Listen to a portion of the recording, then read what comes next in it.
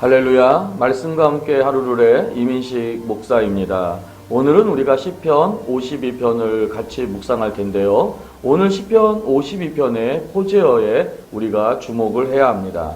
다윗의 맞쓰길 인도자를 따라 부르는 노래 에돔인 도액이 사울에게 이르러 다윗이 아히멜렉의 집에 왔다고 그에게 말하던 때라고 시작하고 있습니다.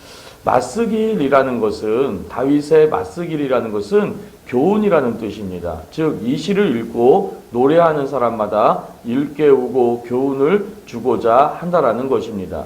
그렇다면 어떤 교훈을 주고자 이 노래를 만든 것일까요? 바로 에돔인 도액이 사울에게 이르러 다윗이 아히멜렉의 집에 왔다고 그에게 말하던 때에, 즉 이 말씀은 사무엘상 22장 6절에서 23절을 그 배경으로 하고 있습니다. 특별히 이 배경이 중요하기에 먼저 설명을 드리고자 합니다. 사울왕은 다윗을 잡기 위해 3,000명의 군사를 동원할 정도로 다윗을 죽이는데 혈안이 되어 있었습니다. 그럼에도 잡히지 않자 주변에 나에게 귀뜸해주는 사람들이 이렇게 없느냐라고 분노를 퍼붓게 됩니다. 그때 에돔 사람 도액이 다윗이 어디에 있는지를 알려줍니다. 도액은 에돔 사람, 즉 이방인임에도 왕궁, 가축, 관리, 수장을 맡을 정도로 사울에게 높은 신임을 받고 있는 높은 자리에 올라 앉아있던 사람입니다.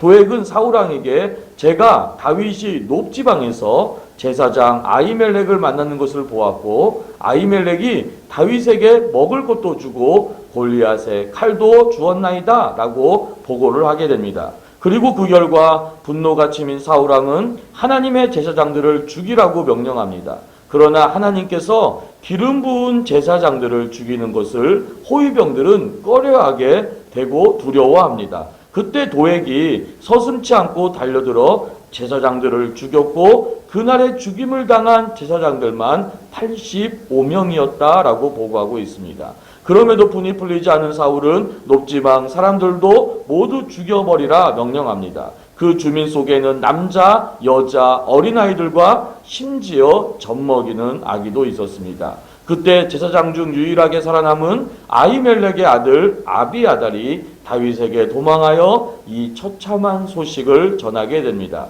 그때 다윗은 제사장의 집안이 몰살당한 것이 자기의 책임이라고 가슴을 치며 슬퍼하며 이 시편 바로 52편을 짓게 된 것입니다. 자, 이 배경을 가지고 우리 다 같이 시편 52편을 묵상하도록 하겠습니다.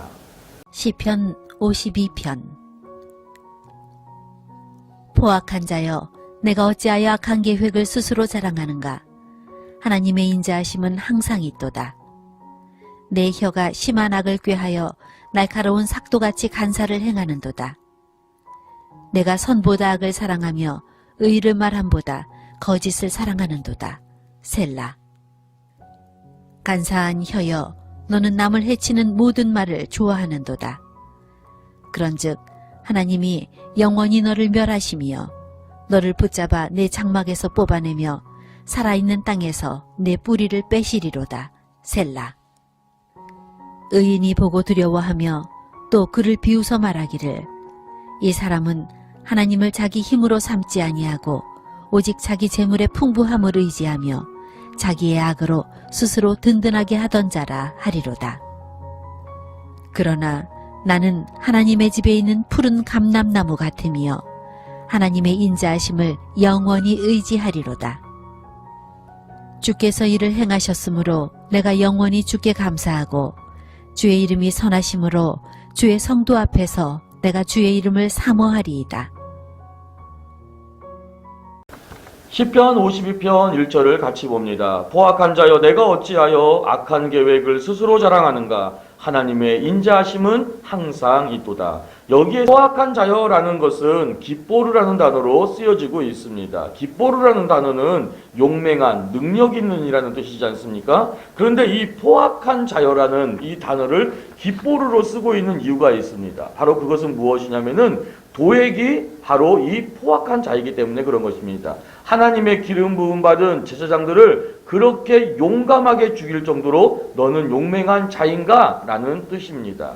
악인들은 항상 하나님이 없다라고 생각하기에 도액같이 이렇게 용감히 행할 때가 있습니다. 그러나 분명한 것은 하나님의 인자하심은 항상 있다라는 것입니다. 이 말은 악인이 악한 일을 행하는 것 자체가 하나님의 인자하심을 거역하는 것이고, 그런 악인들은 반드시 심판을 받을 것이며, 하나님은 하나님을 향하는 자들을 항상 인자하심으로 지켜주시기 때문에 결국 의인이 승리케 된다라는 것입니다.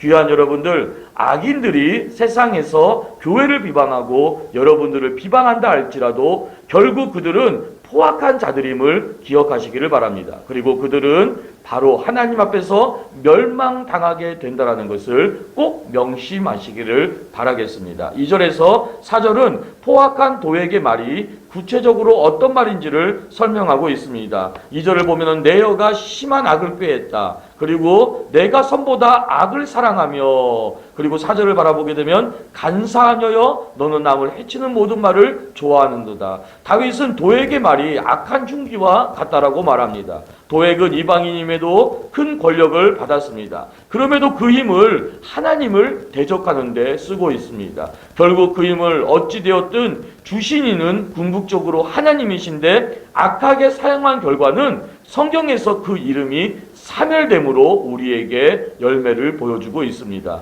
우리 또한 마찬가지입니다. 내게 주신 힘과 권력 그리고 물질은 오직 하나님의 영광을 위해 사용해야 할 것입니다.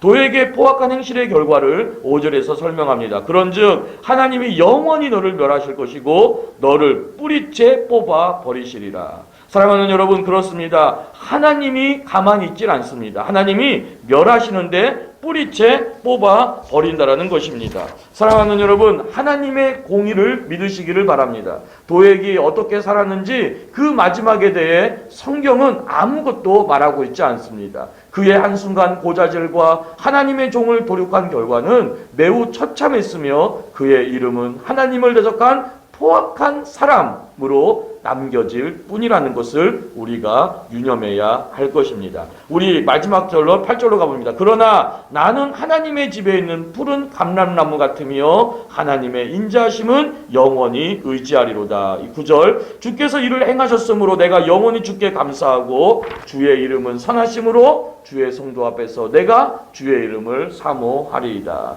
귀한 여러분들, 주께서 행하십니다. 도액의 밀고로 85명의 제사장이 죽었고 그 마을 사람들이 억울한 죽임을 당합니다. 그 간사한 여호와 모함이 이긴 것처럼 보이지만 결국 승리를 주시는 이는 하나님이시라는 것을 바로 다윗은 마지막에 찬양을 하고 있습니다.